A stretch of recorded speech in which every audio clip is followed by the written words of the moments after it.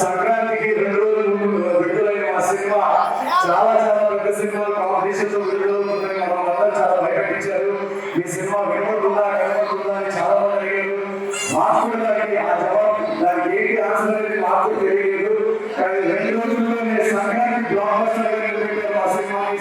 Thank you so much. మీరు చూపించిన response ఎలా ఉందంటే రాజుగారికి వెళ్ళి 7 తరాలంటూ 7 తరాలు గుర్తుండిపోతుంది. మీరు ఇంత ప్రేమ చూపించారంటే మీ ప్రేమలో నేను చాలా దూరంగా వెళ్ళాను.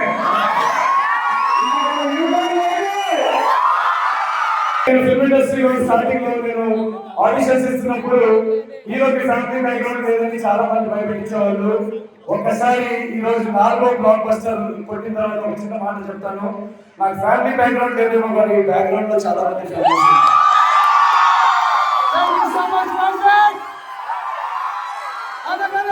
రాజు సంక్రాంతి బ్లాక్ బస్టర్